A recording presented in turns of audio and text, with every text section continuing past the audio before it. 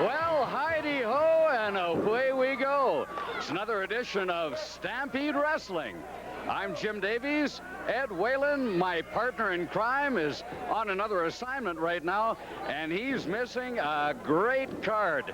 We've got the International Tag Team Championship bout once again. Last week, if you recall, 60 minutes of bone-jarring action, and the title is still vacant. Bad Company, that's Brian Pillman and Bruce Hart, battled for 1 hour against Muck and Singh, the 380-pound toilet bowl, and Champagne Jerry Morrow. And they battled to a draw. There was no winner, so once again, they're going to go at it tonight. This bout, no time limit. Also, since it's our special Friday the 13th edition, you're going to see Jason the Terrible celebrating his birthday against Hiro Hasi. That'll be a dandy. We have a newcomer, Yashif Khan. He's a big man, 270 pounds. And we've got two other big bruisers with big muscles on our card. I'm talking about Strangler Steve DeSalvo and the pride of Montreal, Phil LaFleur. It's going to be a great one. Hang on to your hats. I'm going to hang on to mine. We'll be right back in just a minute.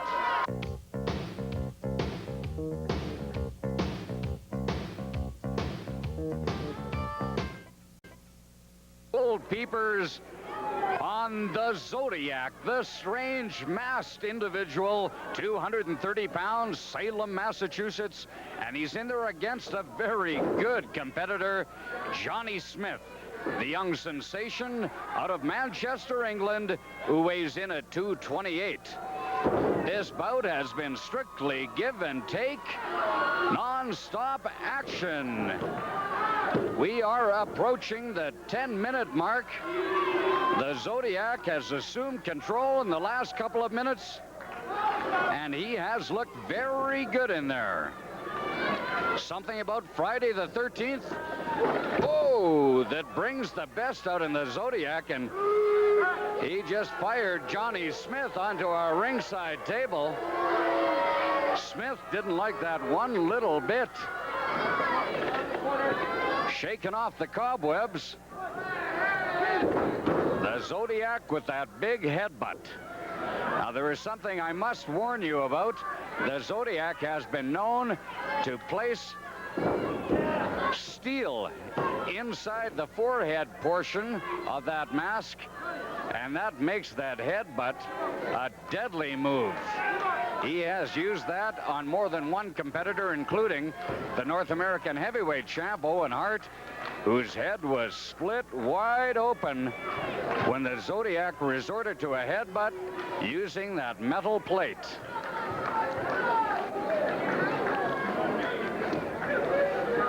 Zodiac with a headlock. Johnny Smith trying to shake himself loose, catches an elbow to the top of the head. Another couple of elbows. The Zodiac. Whoa! Johnny Smith off the ropes. Big shoulder block.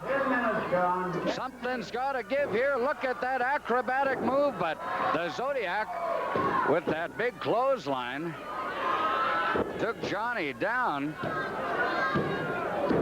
This bout is slated for one fall with a 20-minute time limit. Your referee, Wayne Hart, judged the best referee in this territory by a poll of wrestling fans last year. He is a good one.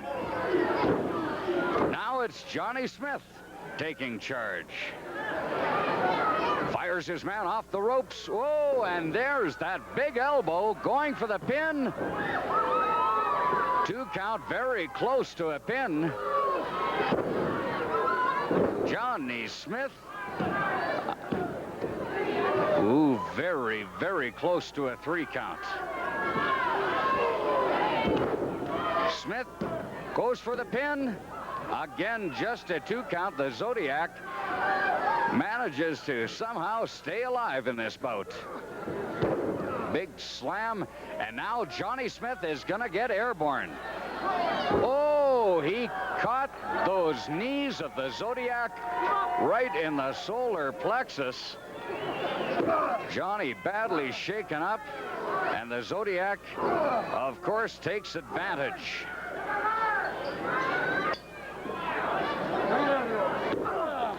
Out of the rope. Oh, the Zodiac just went up and over the ropes. And for that, Johnny Smith is being shown a red card. That means a disqualification for the illegal move of putting the Zodiac over the top rope. A bizarre ending to this bout.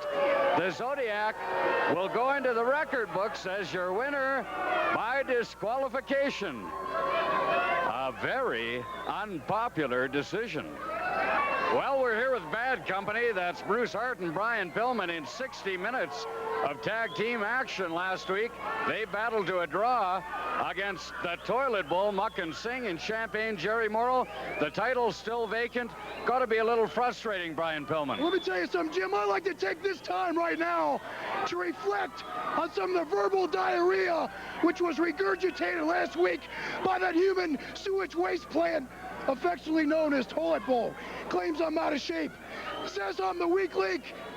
Was telling everybody I'm over here drinking Gatorade. Well, let me tell you something. What he failed to mention was the 30-year-old so times he waddled back to the back of the pavilion out in the livestock area and planted himself down right alongside the horses and pigs and slurped up as much contaminated bacteria-filled water in those troughs back there as his belly could fill. Well, that's fine and well. I'm glad you said it. Because all it did was give us the incentive to intensify our workouts. We've been working out all week with the Stamps. They're getting ready for a championship. So are we. Harold Holman, Stu Laird, Bob Pauly, Bruce and I have been pumping the weights, running, doing all it takes. And everybody knows, Buckin, the only exercise you do is with a knife and fork. And as far as you're concerned, Morrow, those 2 cases of 12-ounce curls you do every day ain't gonna get it, brother. Well, let me tell you, tonight on your agenda, you've got another workout. Because when you step into the ring, it's gonna be an exercise in futility. And after we're done, giving you the biggest headache, misery, pain, and agony and torture you've ever experienced, you're gonna think it's all a bad dream. Well, it's not. It's Bad Company, the International Tag Team Champions. Thank you, Brian. Bruce Hart. I can't say much more. We're readier than we're ever going to be. Tonight we're going to win those belts 1, 2, 3 right in front of all the great fans in Western Canada and Montana. Celebration's going to be on us. Okay, that's Bad Company. They want those belts back around their waists. You betcha. Okay, it's bad news, Alan, and he's got a can of yellow spray paint. Let me tell you something, Chipmunk. I want to ask you a question. Why is it every time I return to this territory that Pee-wee the Hard Herman decides to tell everybody he's injured, he's sick, he's got a fever, he don't feel well, his stomach is upset? You know in your heart, and I know, and these beer-belly sharecroppers know out there, that that little snot-nosed punk knows that the Ultimate Warrior is back in town. He knows that the Ultimate Warrior takes no prisoners. He knows that the Ultimate Warrior has no mercy for nobody. I don't ask no mercy for myself, and I don't give no mercy. And that little punk now is going to hide under his mother's belt where he should be out there playing jacks with his little girls and not in the ring here with true men. Okay, now you just hang on a sec. Owen Hart has a legitimate knee injury. He will be back in action very soon, and I'm sure he would welcome a challenge from you for the North American heavyweight title. I don't want to hear that, Chipmunk. That idiot knows that the Ultimate Warrior is back in town and he's off hiding somewhere. And this other guy, this tin soldier, G.I. Josephine, who should be out there selling cookies. What? Mike Kirshner. Let me tell you, it's going to be General Kirshner, because when I get him in this ring here, I'm going to beat him within an inch of his life, and then I'm going to take this yellow paint and spray it down his back, because he's an egg-sucking, yellow-bellied chicken. And he has no business in here. He should be down south of the border with those other losers who went off to Vietnam and lost the war to those idiots. Because he has no business up here with true winners and true warriors. And you just remember one thing, Kirshner, Mike, or whatever your name is, General, when you get in this ring, you're going to have to face the Ultimate Warrior, and you're going to know what true fear is all about, and you're going to witness and feel black power firsthand. Okay, bad news. One other thing. Yes. Do you have enough nuts collected for the year? Does it look like in your... Okay. Bad news, Alan. Always a gentleman.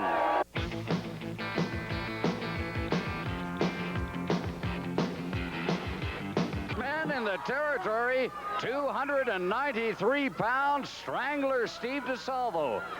A man whose muscles are only slightly smaller than his ego, and he's in there against Mr. Hito, the popular 222-pounder out of Tokyo, Japan. This bout slated for one fall with a 30-minute time limit. Your referee, Jürgen Hermann, and we are approaching the 5-minute mark. This bout had a very strange beginning. The big man, DeSalvo, refused to wrestle unless the fans shut up. He said, as long as they're calling me names, and they do have a favorite name for DeSalvo. They like to call him Tinkerbell. As said, as long as they're calling me names, I will not wrestle. Well, they didn't lay off, and DeSalvo, who thought this would be an easy victory, had a little bit more trouble. Look at this. There's a pile driver by Hito, but it doesn't even seem to affect the big man. DeSalvo going after Hito with all kinds of kicks and punches. But Hito has a lot of spunk himself. There is about a 70-pound weight differential here. But Hito doesn't seem to be bothered by that fact. DeSalvo has only been back in the territory for a couple of weeks, already ranked number 5 in the heavyweight division. The champion, of course, Owen Hart. Now DeSalvo starting to use his brawn and size to advantage. Fires Hito down on the canvas. Pulls him up by the hair. Now he sends Hito across the ring. Ooh, a big elbow. And Hito, kind of a delayed reaction. Look at the strength of DeSalvo. He is manhandling Mr. Hito, taking full advantage of that 70-pound weight advantage. Big flying elbow smash. And it looks like DeSalvo has taken charge. Fires Hito. Oh, there is that big backbreaker. DeSalvo exerting all kinds of force on the back of Hito. The referee, Jürgen Hermann, asking Hito if he will submit. Hito has an awful lot of spunk. I wouldn't expect him to say uncle, except DeSalvo, an extremely powerful wrestler. Crowd chanting, Hito, Hito, but DeSalvo just fired him into the ropes.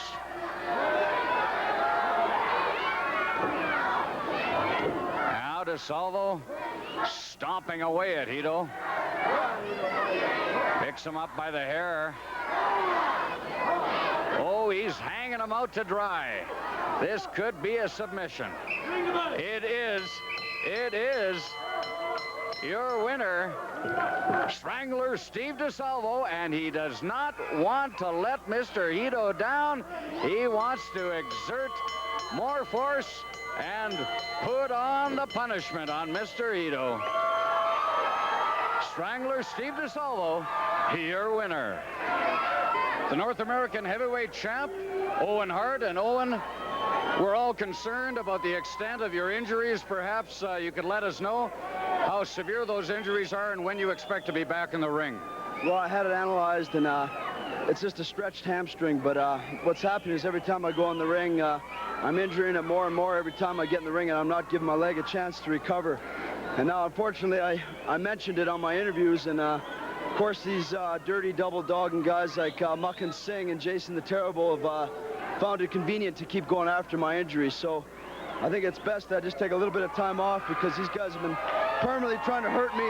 I'm not going to give them the opportunity to do that, so I think it's best that I just rest and keep myself out of the ring for a little while. Well, here's Kerry Brown, and Kerry, what are you doing in here? Listen, Owen, I got one message for you. If you're half the champion that these people think you are, you would sign on the dotted line and give me a championship match without being afraid of anything.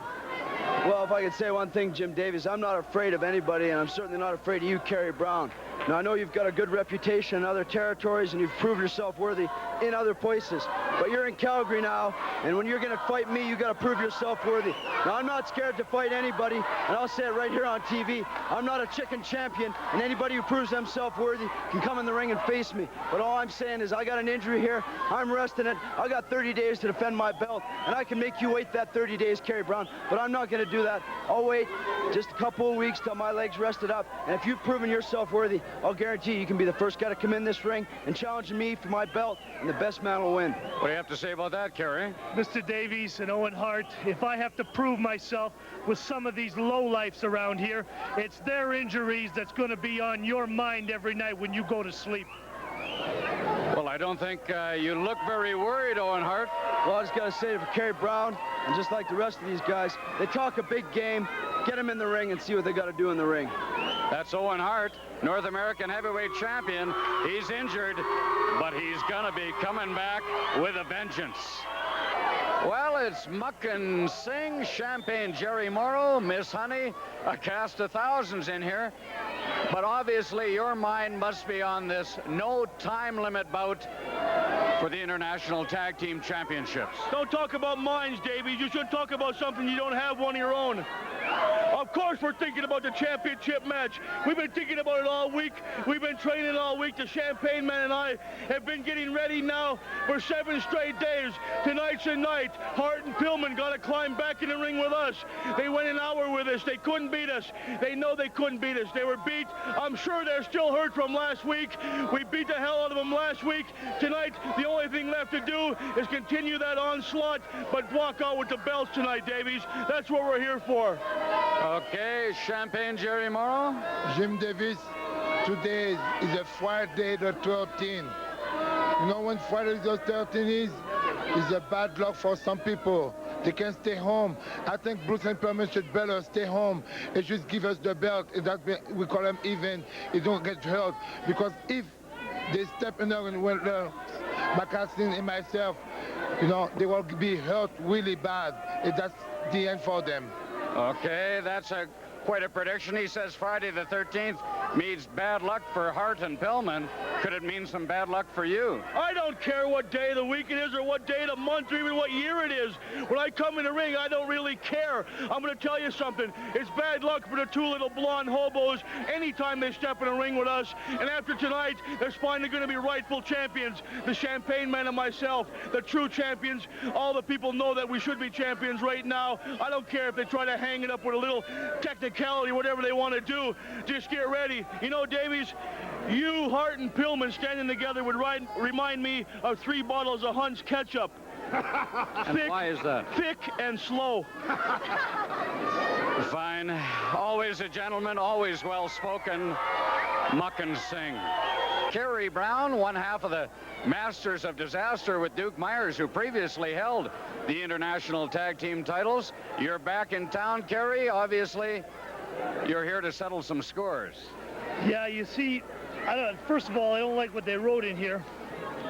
It says, appears to be a little softer.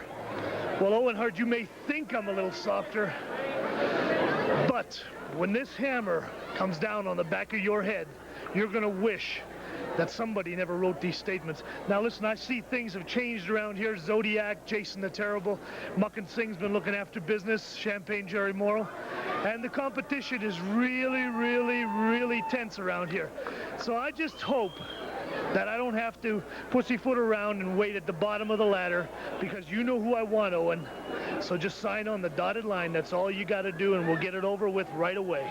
Kerry Brown, he's back, and he wants that North American heavyweight title.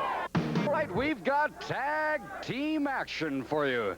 It's a newcomer, 270-pound native of Mongolia, Hashif Khan, teaming up with the Viet Cong Express, 225 out of Ho Chi Minh City in North Vietnam, and they're going up against a very powerful duo, 230-pound Montreal sensation Phil LaFleur and the 260-pound Mike Kirshner out of Fort Bragg, North Carolina.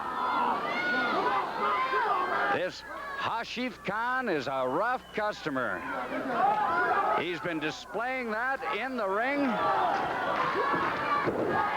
We are at about the 8-minute mark, and Hashif Khan, the Mongolian native, has shown us he is in fact a master of martial arts.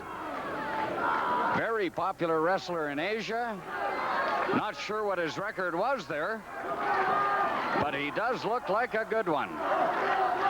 Okay, the action in the ring. You're looking at Viet Cong Express pouring the pressure on with a Boston Crab on Phil LaFleur, who just kicked out of it. LaFleur, a bodybuilding expert from Montreal. Incredible upper body strength.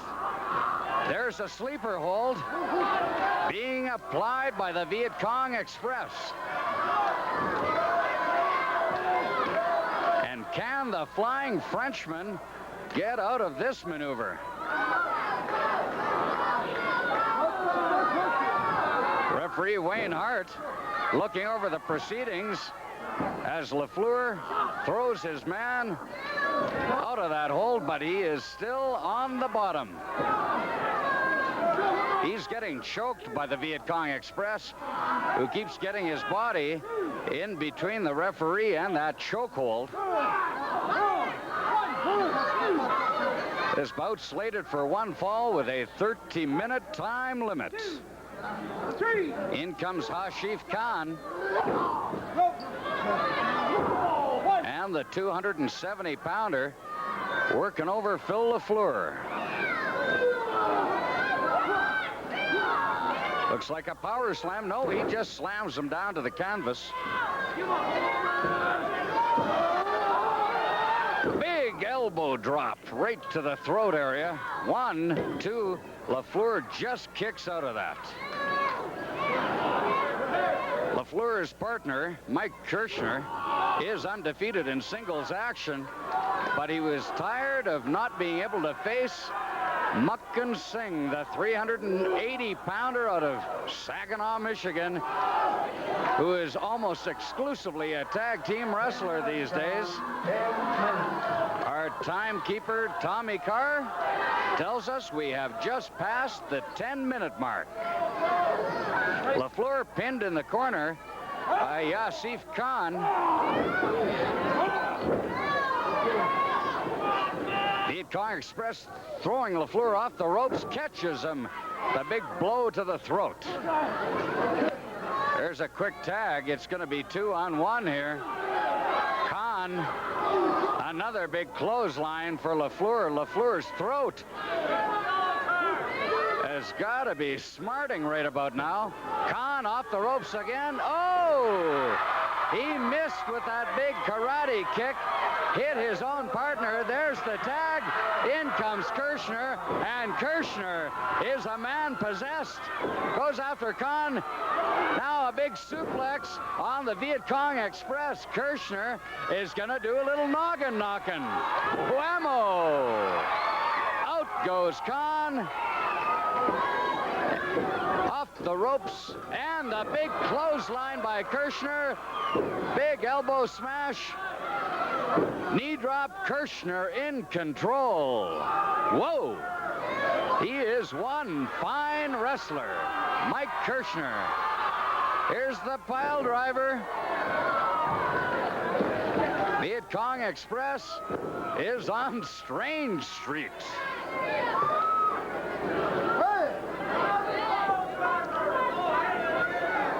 Looks like Kirshner wants to let LaFleur finish it off. Off the ropes. Power slam. Kirshner for the pin, 2. Just a 2 count. Kahn comes in with a little interference. LaFleur, oh, he had little plan gone awry. LaFleur jumping over his man and catches him with a mule kick. Look at this move by LaFleur. This could be it. 1, 2, 3. It is all over. Whoa. Kirshner fires Kahn outside the ring. LaFleur made the pin of the Viet Cong Express. Your winners, a very popular combination, Mike Kirshner and Phil LaFleur.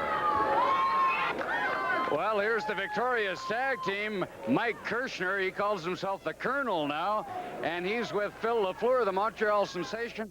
Phil, I've got to ask you about the bad blood between yourself and Strangler Steve DeSalvo. Well, you see what happened last week. I came out here because a lot of fans wrote me a letter and saying, why is this Steve DeSalvo always come and poses? Why don't you come out here and pose too? And all I came out here is just to prove that Steve DeSalvo is not the only one that does weights, and he's not the only one that has a good body. So I came out here to do a couple of poses, and you see what he did to me. He grabbed my trophy. Yes, he did. From behind. He attacked me from behind. Not only did he smash my trophy up, which I carry very much, which I worked very hard to have, hours in the gym, but also he smashed my head and put some stitches in my head. Well, let me tell you, Steve DeSalvo, you're not going to get away with it. I don't know what you were trying to prove, but let me tell you, you just stirred me up. You know, I know you're probably one of the wrestling's strongest men right now. I might not be as big as you. I might not be as strong as you, but there's enough power in these arms to knock you on your butt and stay on top of you for the count of 1, 2, 3. And that's exactly what's going to happen, Steve DeSalvo. This is not gonna go. It's not forgotten, Steve DeSalvo. I know I will have my soul revenge. You can't run, you can't hide all the time. I know. You're gonna see I'm a different man face to face. And Steve DeSalvo, you can take this to the bank. Every time you go to the ring, every time you go to the gym, and even when you go to the restaurant, I'll be watching you. Okay, you got a good tag team partner. I like it, man. You see a tag team partner like that, somebody watch my back. He said, no, we only tag team. Well, I got a partner now, so that's no problem. 2 on 2. I like it, somebody watch my back. No more knives in it. Ha ha. Big Mouth Allen, the ultimate moron. Run the mouth, run the mouth, run the mouth. Brother, I'm here, I'm waiting. All you got to do is get in the ring with me. Ha ha. Okay. We're about to kick some butt around here. We're doing some house cleaning. That's Mike Kirshner and Phil LaFleur. Colonel Kirshner, man, I cleaned up so much around here. Colonel Kirshner. I like it. One heck of a tag team. That's it, brother. Ha! All right, brother. Well, it's Strangler Steve DeSalvo, the big man from Los Angeles. And it's interesting. Interesting, by the way, I was just talking. Well, excuse me. I was talking to Phil LaFleur, the sensation out of Montreal, and he says you better be watching over your shoulder because he'll be there. Well, because he can't take me on man to man. He's never been, what is he? He's typical Canadian. He's a coward. He's like they did to us in Pearl Harbor. Clobbered us from behind. That's the only way LaFleur can have a chance against me. I can't blame him, though. He has more brains than you. Of course, that's not saying much. He says you attacked him from behind. I didn't attack him from behind. Here they were, the people of Canada, people of the world were sitting there. They wanted to look at me. They wanted to look at that, have that camera look at the greatest body on the face of the earth. And what did he do? He stepped in front of me. I tried to, he was embarrassed. I don't blame him, though. You saw his body. He's built like you. No, like kind of like a pyramid. You know, that small little peanut head of yours with that big, fat, wide Well, waist? thank you very much. But go ahead. But there's more to wrestling than mere muscles. I'm the first to admit that. You know, throughout the world, they call me the sadistic one. And why? Because I love to inflict pain. I don't like the 1, 2, 3 as an ordinary wrestler does. Mr. LaFleur, we've met before. And you know what happened before? You'll tell me. Oh, you bet I will. Mr. LaFleur, you were in the hospital for a number of months. And yet you're so stupid that lobotomy must have taken place because he forgot. And how did I do it? I drove his little neck right through the mat, right onto the concrete, and I cracked his vertebrae in his neck. They must have transplanted his brain with that of an ape. Or what's that old story about a bird? Transplanted LaFleur's brain with a bird. The only way the bird flew was backwards. Fine, but he's not shying away from you in the ring. Not shying away. He's running. He's got a bike. He's sitting there trying to run away. He's probably got one of those big Harleys like those grease monkeys here in Canada always have. But first of all, let me show the people, as you, and they admire someone who's as great as myself, who has the perfect body, the perfect mind, and can do everything perfect. Of course, then again, perfection is Steve DeSalvo. When you say Steve DeSalvo, you say perfection. And from now on, say the sadistic one. Can you say sadistic? I can, in fact, say sadistic, and now the sadistic one will show you his famous muscles. So, Mr. LaFleur, take it and grovel on your knees. The sadistic one, Strangler Steve DeSalvo. And Phil LaFleur is at ringside, Wait. and he doesn't look What very do we have concerned. here? Another peasant, another cretin, another moronic Neanderthal man. Well, let's see what he has to say. Let's see what he has to say. Wait a minute. Yes? First of all, I disdain you, and I disdain LaFleur. You don't walk away from me in an interview, you little punk. I don't care what LaFleur, he comes up here, he's trying to take my time away. No one does that. LaFleur, I disdain you. And what happened last week? Did you see that? Yes, last I did. week when I took it and I bashed him across, because you in it. Well, we could be having some action now. You can see there is bad blood between Phil LaFleur and the sadistic one. Looks like another little show of muscles. No, we don't have to show muscles. They know that I'm the best. LaFleur, if you can, have this moronic ape here interpret, make it legible on a contract, and I'll get your little buddy in the ring, LaFleur, and I'm not going to take you down the 1, 2, 3. I'm going to take you down, LaFleur, and it's going to be where you're in the hospital. And when you're looking up, LaFleur, in that hospital bed with your little arms attached behind your back, you're going to sit there and you're going to be praying to me. And tell these peasants to quit saying that. I disdain you. I don't even want to be here anymore. This makes me sick. Okay. The chant goes up, Tinkerbell. The man leading the chant, Phil LaFleur. Bad blood. In your life, why not join the stars of Stampede Wrestling in action at the Stampede Pavilion? This upcoming Friday, it's Bruce Hart and Brian Pillman, a tag team championship match against Jason the Terrible and the Zodiac. Owen Hart facing Champagne Jerry Morrow.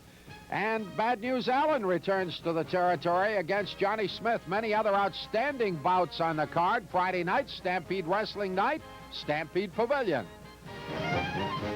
The first half of the double main event. This bout, one fall with no time limit for the International Tag Team Championship. It's Bruce Hart and Brian Pillman, Bad Company, against Muck and Singh and Champagne Jerry Morrow. We have just passed the 20-minute mark, and I'm joined at ringside by the North American heavyweight champ, Owen Hart. What have you thought of the action thus far, Owen? Well, you know, Jim, sitting inside the ring is a lot different than sitting outside the ring, and I can feel each and every one of these bumps and bruises that Bruce and Brian are taking right now, but it's been one hell of a match, and I can see why they're battling for the International Tag Team belt, so this is a very important match for both these teams, and of course I'm rooting for my brother Bruce and Brian, and if we can get some justice in the ring tonight, I hope we'll have some new champions in Bruce and Brian. Well, let's hope so. But I'll tell you, the action has been fast and furious. It has been more than 20 minutes of non-stop action. The momentum has shifted back and forth. Morrow trying for the pin, but Brian Pillman got his leg up on the rope at the last possible minute. This bout could go either way. Right now, I saw him fight last week. They wrestled to 1 hour draw, and that proved that both these teams are worthy for the belt. We got Jerry Morrow coming off the top right now. I hope Brian can get out of the way. Oh, he just caught a piece of Brian. But as I was saying, they fought a 1 hour draw last week, and that proved that both of these teams are worthy for those tag belts. And what it comes down to is whoever wants those belts more, I think, will take those belts tonight. Well, both sides admittedly want those belts. Bruce Hart and Brian Pillman say they are the rightful champions, that the belt was taken away from them unfairly. The championship, of course, vacant. And the team of Muck and Singh and the Champagne Man say they, in fact, are the rightful champions. So it has been two sides, both dedicated, both committed to one goal and one goal only. Well, you know, Jimbo, as much as I don't like Muck and Singh and Jerry Morrow, and I don't like their tactics, I do got to give them credit, and I've been in the ring with both of them. I know how tough they are, and I know Bruce and Brian have their hands full with them, but I'm really rooting for them. And both these teams are both respectable teams, and it could go either way. It could go either way. We have seen some flurries of action with all 4 wrestlers in the ring, as you just witnessed. There's the big neck breaker. Champagne Jerry Morrow going for the pin. Oh, just at the last possible second, Brian Pillman managed to avoid the pin. Now, off those ropes. Oh, big flying headbutt that knocked Brian Pillman down. Jerry Morrow's got him dazed right now, and I hope Brian can get over to Bruce and make a tag because he's in desperation right now. He is in desperation, and the big man, 380-pound Muckin Singh, coming off the ropes. Big leg drop, and he missed Brian Pillman, who just got out of the way. Pillman trying to get over to make the tag. There is the tag. In comes Bruce Hart. He's going to town. Went after Muckin Singh, now after Morrow. A one-man wrecking crew. Bruce Hart does a little noggin knocking, throws Morrow outside the ring. Now going after the big man, after Muckin Singh. This bout has been mayhem, Owen Hart. Hey, I said Brian needed to make the tag, and Bruce is on fire. He's going for a close, and hey, Jerry Morrow pulled the top rope on Bruce. I saw it. Muckin Singh had the referee distracted. That's the kind of crap that I'm sick and tired of seeing. He's trying to do a neck breaker. The referee's not even watching. Right onto the concrete.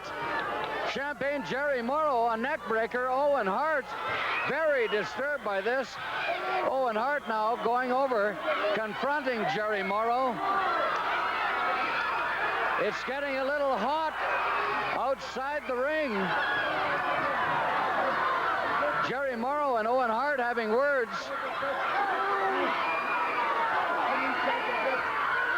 Bruce Hart just came from behind the ring. He came up from underneath the ring. 1, 2, 3. An amazing move. Bruce Hart came from underneath the ring. I thought he was down and out, but he's not. The team of Bad Company, that's Bruce Hart and Brian Pillman, have just laid claim to the International Tag Team Championship. What a finish. The belt's now being held up by the referee. He's giving them to Hart and Pillman. They're celebrating in the ring. Everybody's celebrating. The champagne is out. Whoa, what a wild finish. Your new International Tag Team Champions, Bad Company, Bruce Hart and Brian Pillman. Well, Muckin Singh and Champagne Jerry Morrow, you're not drinking the champagne. Shut up, Davies. I'm not saying a word. That he clotheslined me right in the neck. I can't say a word. Listen, I'm really upset. Owen Hart, you caused me a belt, myself and Muckin Singh. You know, Jim, I told you Friday the 13th was bad. You know, I was going fair, and you see it. Don't tell me you don't see it. Owen Hart grabbed my leg. All the fans see it. Don't deny it, because we'll pay for it. Because I'm in a bad mood. Owen, tu vas payer la semaine prochaine. Tu vas payer, tu vas prendre des coups, Owen, pour ce que tu as fait. Tu m'as causé mon champagne, tu m'as causé ma caviar, tu m'as causé ma Cadillac, tu m'as tout perdu. Owen, la semaine prochaine, tu vas être sur la ring avec moi et tu vas prendre des coups que tu n'as jamais pris. Je vais te casser les jambes, je vais te casser le cou, je vais te casser le bois, Owen. Okay, a little bilingual message from the Champagne Man. Any last words? No last words from Muckin Singh. These men. Owen, I'm so upset. I don't want to see him nowhere in the parking lot, on the street, nowhere, because we'll pay for it. They are upset. Muckin Singh and Champagne Jerry Morrow. Two very happy young men, the new International Tag Team Champs, Brian Pillman and Bruce Hart. What have you got to say, Brian? Happy isn't the word for it. I think they're going to have to surgically remove this smile from my face. I can't believe it. There's nothing sweeter than the thrill of victory. I never won a Super Bowl or Grey Cup, but I'll tell you what, this championship makes up for it. There's no way we could have done it without the support of the fans. Let's get a little champagne on Bruce. Yay! Look who's got the champagne now, Morrow. Well, you can see they're celebrating. They are celebrating. Two happy men. Super, I'd just like to thank all those fantastic fans out there. They're the ones who made this possible. All over Western Canada, they stood behind us when things were going tough. And I'd just like to dedicate this victory to them. You're number one, baby. Bad company.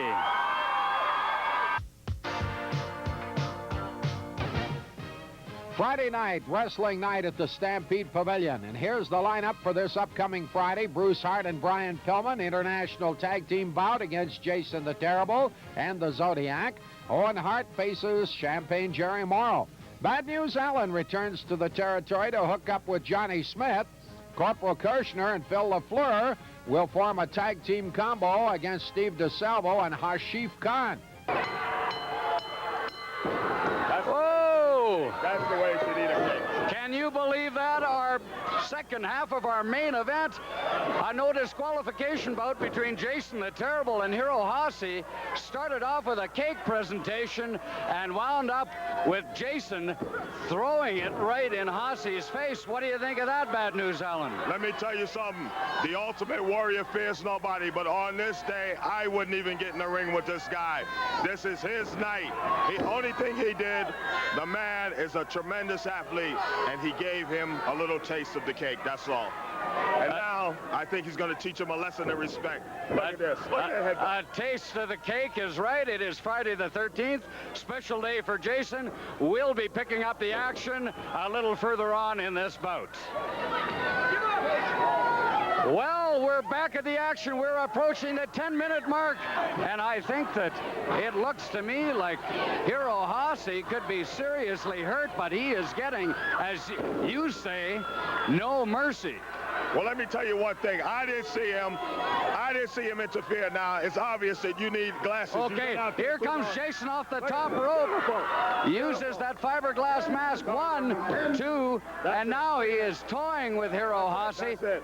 He's going to torture him now. This is his day. Friday the 13th, he's going to torture this fool here and teach him that he has no business in the ring. Off the top rope again. That's it. Look at this. There's no way. I heard his neck crack over here. The man is bleeding. Look at this. And the Zodiac has taught this man no mercy, and that's the way this bout should be stopped. No way. Look at Hiro Hase writhing in pain. I think something might be broken. You said you thought you heard his neck snap. That's right. I wouldn't be surprised. Right.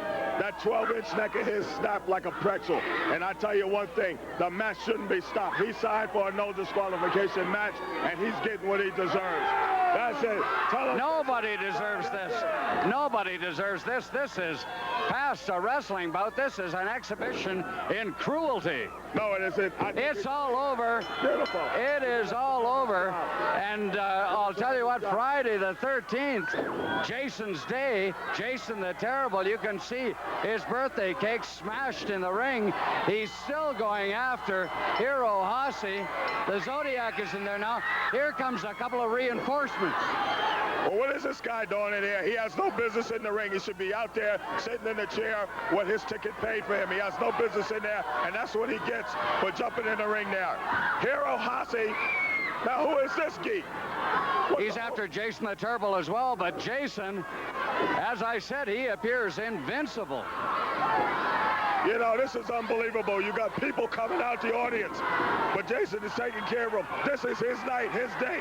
He offered Hase some cake, and Hase threw it down, so now he taught him a lesson, and I approve of everything that he's doing. Hase didn't throw it down. Jason threw it right in his face. Here comes Bad Company. Bruce Hart and Brian Pillman. Now the tables have turned. Now Jason is outside the ring. Same old story again. The same old stories. These goody two-shoes of always coming in here, minding everybody else's business but their own. Okay, but the bout is over. Hiro Hase looks seriously injured. Several other people look injured. Jason the Terrible, the winner in this no disqualification main event. And what a bloodbath. Well, as you can see, Hiro Hase is on a stretcher. Brian Pillman, can you tell us how serious this injury looks? It looks very serious, Jim. This is a terrible tragedy. You see this kind of stuff happen in other sports, football, hockey, whatever, but it's never intentional. It's obvious Jason came out here tonight and tried to maliciously maim Hossie and cripple him for life. I can't believe it. It's a sad day for professional sports. I just hope he can recover from this. Hiro Hossie, in obvious pain. He's on the stretcher. It looks pretty grim. It does, Jim, and I hope everyone out there in TV land, everybody here tonight, please, tonight before you go to bed, please say a prayer. Take a few minutes, say a few words. The best wishes for Hiro Hossie, because he's going to need it. He looks like he's seriously hurt. It's not as bad as it looks. That's good advice. Hiro Hossie now about to be taken out on a stretcher. An unfortunate end to our main event. Well, Hiro Hossie is now being taken out to the dressing room and probably to the hospital on a stretcher. I'll tell you, it was a brutal, brutal main event. And now we take you to the inner chamber where the Zodiac and Jason the Terrible are going to give you their version of what happened and what will happen. Now you have realized my powers, my magic are far, far superior to your ancient Oriental ways. After the havoc which has been wreaked upon you by my servant, the evil and powerful Jason the Terrible. But, Jason, my pet, you have defied me. You did not destroy my little yellow friend as I demanded. You merely injured him. His body still breathes life. Now Luke is very, very angry with you.